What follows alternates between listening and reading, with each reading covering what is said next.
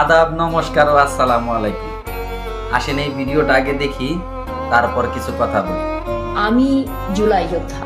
আমি জুলাইয়ে জীবনের ঝুঁকি নিয়ে আমি ডিবির অফিসে ছিলাম।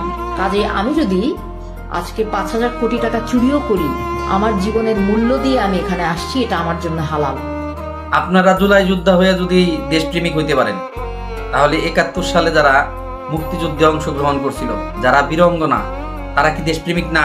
71 সালে মুক্তিযুদ্ধের পরে যদি প্রত্যেকটা মুক্তিযোদ্ধা কিংবা প্রত্যেকটা শহীদ পরিবার আপনাদের মতো চিন্তা করত, তাহলে হয়তো এই দেশটারে স্বাধীন কইরা ওনারা অন্য দেশের কাছে বিক্রি করে ফেলাইতো।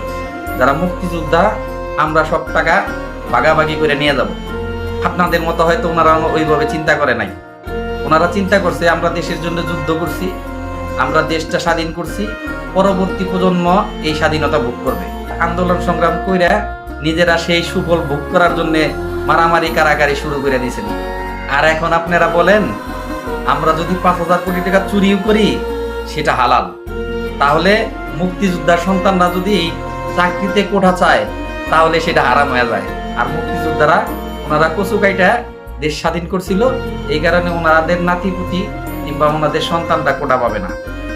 তাই তো? এই হচ্ছে বিচার, এই হচ্ছে বিবেচনা।